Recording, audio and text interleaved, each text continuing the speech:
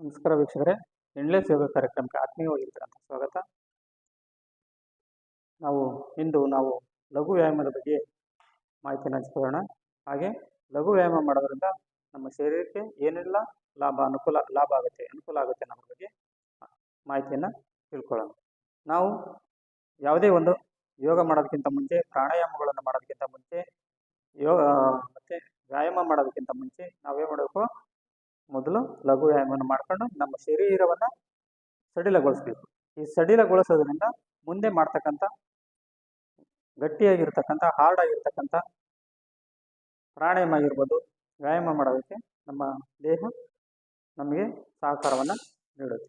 ಹಾಗಾಗಿ ನಾವು ಮೊದಲು ಲಘು ವ್ಯಾಯಾಮವನ್ನು ಪ್ರಾರಂಭ ಮಾಡೋಣ ಬನ್ನಿ. ಈಗ ಮೊದಲು ನಾವು ಸ್ಲೋ ರನ್ನಿಂಗ್ ಮಾಡಬೇಕು.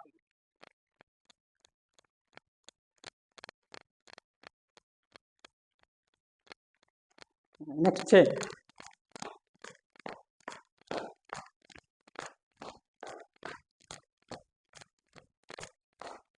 Next chain.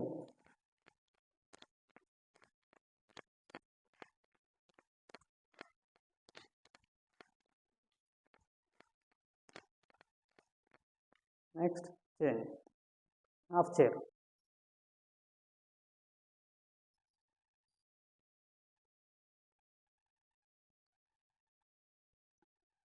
ನೆಕ್ಸ್ಟ್ ಹನುಮಾನಾಸನ. ಹನುಮಾನಾಸನ ಮಾಡಬೇಕಂದ್ರೆ ಈ ರೀತಿಯಾಗಿ ಮುಂದಿನ ಕಾಲು ಮತ್ತು ಹಿಂದಿನ ಕಾಲು ನೇರ ಇರಬೇಕು. ಈ ರೀತಿ ಕಾಲನ್ನು ಮಡಿಸಬೇಕು. ಎರಡು ಕೈಗಳನ್ನು ಪಕ್ಕಕ್ಕೆ ತಂದು ಮೇಲೆ ಆಕಾಶವನ್ನು ನೋಡಬೇಕು. ಇದು ಹನುಮಾನಾಸನ. Okay, relax. ಮತ್ತೆ ಎಡಭಾಗ, ಹಿಂಭಾಗ. ಮತ್ತೆ ಬನ್ನಿ, ಕಾಲನ್ನು ಮಡಚಿ ಎರಡು ಕೈಗಳನ್ನು ಮೇಲೆ ಜೋಡಿಸಿ ಮೇಲ್ಮುಖವಾಗಿ ನೋಡ. ಓಕೆ, ಮತ್ತೊಮ್ಮೆ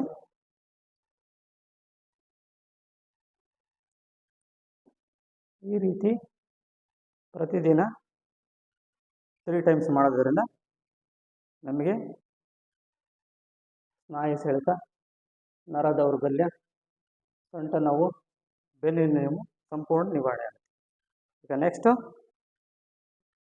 ನೆಕ್ಸ್ಟ್ ಚೇಂಜ್ ಬೇರೆ ಅಂತ ಈ ರೀತಿಯಾಗಿ ವಿರುದ್ಧ ದಿಕ್ಕಿನಲ್ಲಿ ಎರಡು ಕೈಗಳನ್ನು ಮುಂದೆ ಚಾಚಬೇಕು.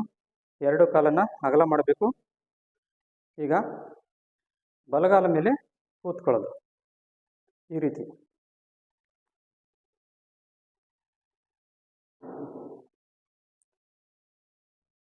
ನೆಕ್ಸ್ಟ್ ಎಡಗಾಲ ಮೇಲೆ ಕೂರೋದು.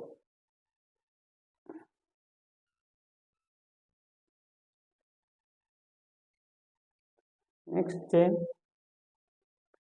ಈ ರೀತಿ ಪ್ರತಿನಿತ್ಯ ಒಂದೊಂದು ಆಯಾಮನ 10 ಸೆಕೆಂಡ್ಗಳ ಕಾಲ ಮಾಡಿದರೆ ನಮಗೆ ತೊಡೆಯ ನೋವು, ಸ್ನಾಯು ಸೆಳೆತ, ಏನೇ ಸಮಸ್ಯೆ ಇದ್ದರೂ ಸಂಪೂರ್ಣ ನಿವಾರಣೆ ಆಗುತ್ತೆ. ಬನ್ನಿ ಈಗ ಮಾಡೋಣ ತ್ರಿಕೋನಾಸನ. ತ್ರಿಕೋನಾಸನ ಮಾಡೋದಂದ್ರೆ ಏನಂದರೆ ಎರಡೂ ಕಾಲನ್ನು ಅಗಲ ಮಾಡಬೇಕು. ಈ ರೀತಿ ಕೈ ಚಾಚಬೇಕು. ಒಂದು ಕಾಲನ್ನು ಮಾತ್ರ ರೊಟೇಟ್ ಮಾಡಬೇಕು. ಈ ರೀತಿ ಈ ಕಾಲು ಮುಮ್ಮುಖವಾಗಿರಬೇಕು. ಎಡಗಾಲು ನಮ್ಮ ಎಡಗೈ ದಿಕ್ಕಿನಲ್ಲಿ ಇರಬೇಕು. ಈಗ ಬನ್ನಿ ಮಾಡೋಣ ತ್ರಿಕೋನಾಸನ.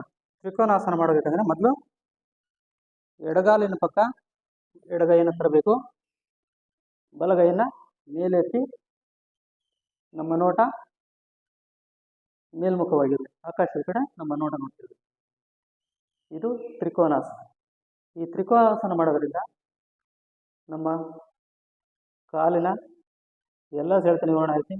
ಹಾಗೆ ನಮ್ಮ ಸೊಂಟದ ಈ ಭಾಗ, ಈ ಸೆಳೆತ, ಇಲ್ಲಿರ್ತಕ್ಕಂಥ ನೋವು ನಿವಾರಣೆ ಆಗುತ್ತೆ. ಮತ್ತು ಹಾಗೆ ಕಾಲಿನ ಸೆಳೆತ, ಕೈ, ಈ ಭಾಗದಲ್ಲಿರ್ತಕ್ಕಂಥ ಎಲ್ಲ ನೋವುಗಳು ಸಂಪೂರ್ಣ ನಿವಾರಣೆ ಆಗುತ್ತೆ. ಬನ್ನಿ ನೆಕ್ಸ್ಟ್ ವಿರೋಧ ದಿಕ್ಕಲ್ಲಿ ಈಗ ಎಡಗಾಲನ್ನು ಮುಮ್ಮುಖ ನೋಡ್ತಾ ಇರಲಿ. ಬಲಭಾಗ ಬಲಗೈ ಕಡೆ ಇರಬೇಕು. ಈಗ ಬಲಗೈಯಿಂದ ಬಲಗಾಲಿನ ಪಕ್ಕ ಇಡಬೇಕು.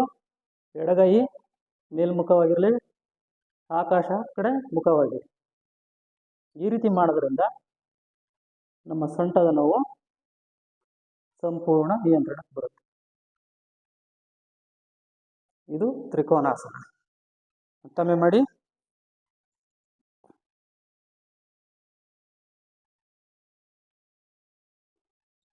ಮತ್ತೊಮ್ಮೆ.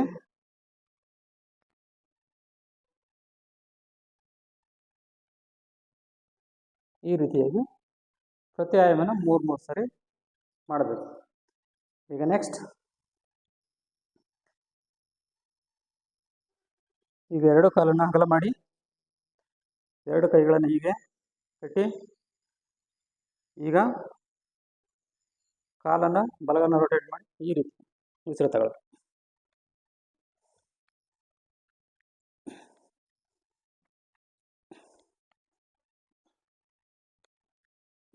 ಓಕೆ.